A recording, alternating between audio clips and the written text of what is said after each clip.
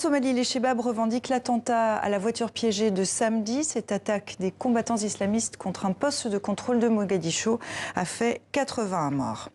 Au Soudan maintenant, 27 membres des services de renseignement ont été condamnés à la peine capitale, reconnus coupables d'avoir torturé à mort un enseignant en janvier. Il s'agissait de l'une des premières victimes du mouvement de protestation qui a emporté le président Omar El-Béchir. Focus maintenant sur la Libye. Le pays est plongé dans le chaos depuis le renversement du régime de Mouammar Kadhafi en 2011. La Libye est depuis entrée dans une spirale d'ingérence étrangères. Avant le décryptage de notre éditorialiste Slimane Zeguidour, un rappel des forces en présence dans ce pays coupé en deux avec deux capitales. Benghazi, fief de l'homme fort de l'Est, Khalifa Haftar. Le maréchal est notamment soutenu par la Russie, l'Arabie Saoudite, l'Égypte et la France. Tripoli, à l'ouest, avec le gouvernement de Fayez el-Sarraj, formé sous l'égide de l'ONU, essentiellement soutenu aujourd'hui par la Turquie qui prépare une intervention militaire en Libye. Et puis cette petite zone au sud de Tripoli qui est disputée par les deux camps et connaît des combats. Slimane, bonsoir. Bonsoir. Ankara va envoyer des troupes en Libye à la demande de Tripoli. D'ores et déjà, des conseillers militaires sont en train d'arriver à Tripoli. Pourquoi la Turquie décide d'intervenir en Libye? En fait, d'abord, la Turquie veut intervenir en Libye parce que, historiquement, la Libye, jusqu'en 1912, était sous le contrôle turc. Et l'armée turque en Libye, en 1912, était dirigée par un certain officier qui s'appelait Kemal Atatürk. Il s'appellera plus tard Atatürk, et qui a été vaincu par les Italiens. Et c'est cette humiliation en Libye qui a fait du jeune officier Mustafa Kemal le futur Atatürk. Ça, c'est un premier point historique. Néanmoins, on est en train, en fait, d'assister à un transfert de l'imbroglio syrien en Libye. C'est-à-dire qu'au début, un problème intérieur a fait que petit à petit, les différents camps libyens ont appelé des protecteurs. Et ces protecteurs se sont trouvés enlisés dans le conflit. Et on a les mêmes acteurs qu'en Syrie. Les Russes, les Turcs, les Européens, les Émiratis, les Qatariens et les Saoudiens. Autre protecteur, justement, l'Égyptien Abdel Fattah el-Sisi et le Français Emmanuel Macron se sont parlé au téléphone. Ils appellent à la plus grande retenue face au risque d'escalade militaire.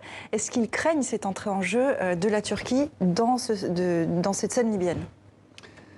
C'est-à-dire, ce qui se passe avec si la Turquie, le Parlement turc se réunit jeudi pour décider. C'est la Turquie envoie des troupes. Elle a déjà, vous le disiez, des conseillers militaires. Il y a des drones turcs qui sont sur place, de même qu'il y a l'aviation des Émirats et des mercenaires russes. Tout ce monde-là, l'internationalisation, est déjà sur le terrain.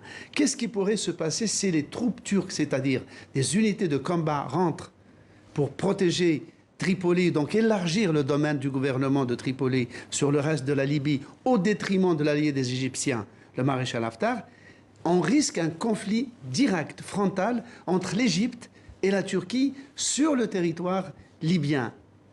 Alors, sur fond de tension, après la signature d'un accord maritime entre la Turquie et le gouvernement de Tripoli, cette visite, celle du ministre grec des Affaires étrangères, Nikos Dendias, il s'est rendu dimanche au Caire, après une rencontre éclair avec le maréchal Khalifa Haftar à l'Est.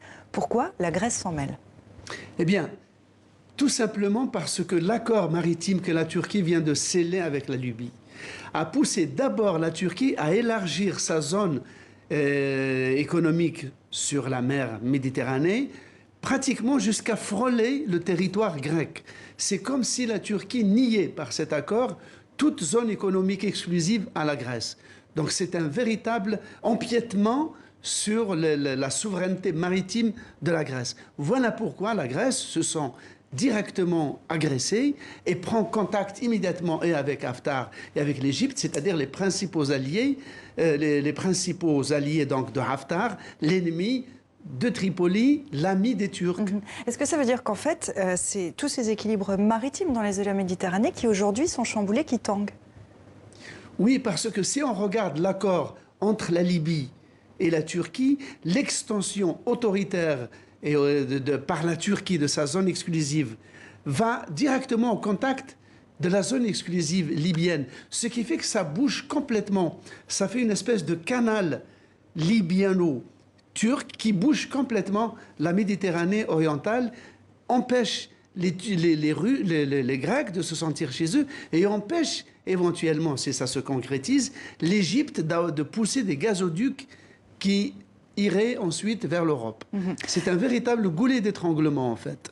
Un dernier point sur lequel on va revenir avec vous. Le nouveau président algérien, Abdelmajid Tebboune, a réuni jeudi le Haut Conseil de sécurité pour évoquer notamment la protection de la frontière avec la Libye.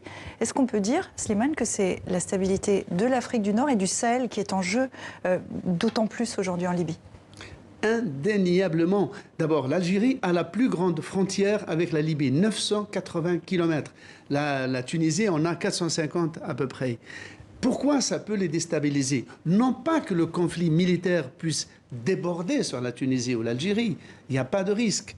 Mais par contre, les dizaines, peut-être centaines de milliers de civils qui seraient amenés à fuir la Libye pour se réfugier en Tunisie et en Algérie, parmi eux pourraient se glisser des activistes terroristes.